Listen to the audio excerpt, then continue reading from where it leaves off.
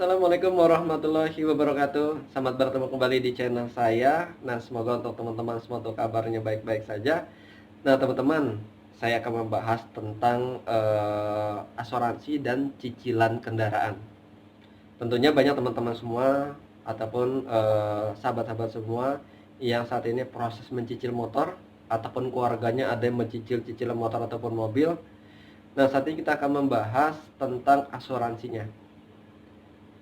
Bagi teman-teman semua yang saat ini proses mencicil, tentunya teman-teman semua selagi masih itu proses dicicil, masih proses angsuran, akan diberikan asuransi. Tapi ingat, itu hanya asuransi kehilangan. Asuransi kehilangan ataupun kerusakan yang memang untuk nilainya ini lebih dari 75% untuk kerusakannya. Tapi teman-teman bagaimana, pernah nggak berpikir untuk teman semua apabila untuk pemilik kendaraan ini mengalami meninggal dunia? Apakah untuk cicilannya lunas atau seperti apa? Nah, di sini teman-teman bisa simak, saat ini saya akan bantu untuk sampaikan. Jadi untuk apa yang saya tahu ya, dan pengalaman yang pernah saya lihat dan pengalaman yang pernah saya alami. Jadi teman-teman, sebagai contoh, nah kan teman-teman atau mungkin keluarga kalian ada yang mencicil motor, mohon maaf sebagai contoh saja, tiba-tiba meninggal dunia dan angsuran itu yang tadinya peraturan atau bukan peraturannya, nah kan kontraknya 4 tahun, tiba-tiba baru 3,5 tahun atau baru contoh saja lah baru 3 bulan atau 4 bulan pemilik kendaraan mobilnya mereka meninggal dunia. Apakah untuk angsurannya ini sudah lunas atau seperti apa? Nah, jadi seperti ini teman-teman. Yang pertama, teman-teman setiap membeli kendaraan secara mencicil harus dipahamin isi kontrak asuransinya seperti apa.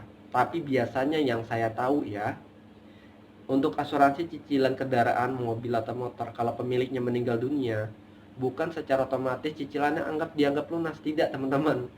Tapi nanti dari pihak keluarga nanti diberikan pilihan apakah unitnya akan dikembalikan atau untuk keluarga, terutama yang diharuskan ini sebagai contoh suami meninggal yang sebagai pemilik kendaraannya, maka untuk istrinya apakah mau mencicil kendaraannya, seperti itu.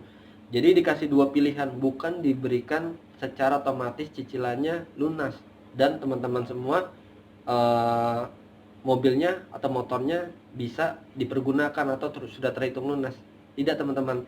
Jadi untuk asuransi kendaraan ini berbeda dengan seperti pinjaman di bank ataupun seperti kita beli unit perumahan. Jadi kalau kendaraan ini kalau teman-temannya sebagai pemiliknya meninggal, maka secara otomatis bukan dianggap lunas, hanya dirubah peralihan untuk siapakah sebagai penanggung jawab berikutnya untuk melanjuti sisa cicilan yang masih ada, seperti itu. Nah, nanti untuk proses ngurus-ngurusnya yang pertama harus lihat dulu leasingnya di mana.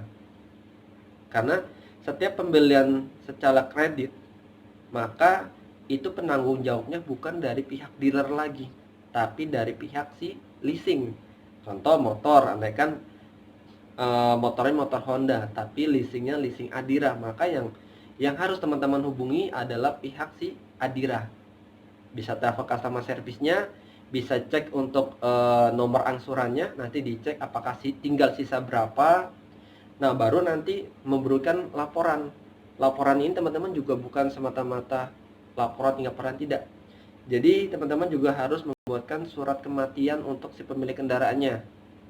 Surat kematian nanti sudah dibuatkan, nanti dibuatkan juga surat ahli warisnya.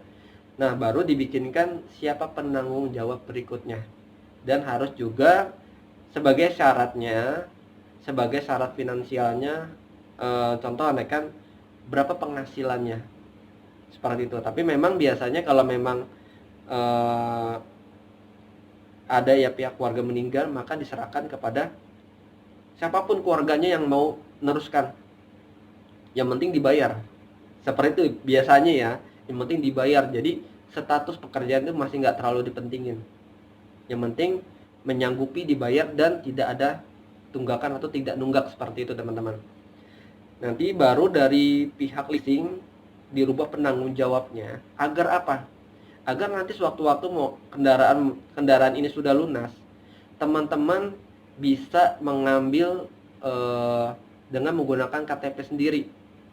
Seperti itu, menggunakan KTP sendiri. Dan serta juga ingat teman-teman harus membawa juga surat kematian dari yang sudah dilegalisir dari kelurahan. Seperti itu, nanti bawa kepada pihak leasingnya. Barulah teman-teman bisa mengambil BPKB kendaraannya. Nah teman-teman, itulah sedikit gambaran, sedikit informasi yang bisa saya berikan. Semoga bisa bermanfaat. Kalau memang ada yang ditanya dan saya bisa sanggup menjawabnya, insya Allah saya akan bantu untuk menjawabnya. Ya teman-teman, terima kasih sudah menonton video saya. Sampai bertemu kembali. Assalamualaikum warahmatullahi wabarakatuh.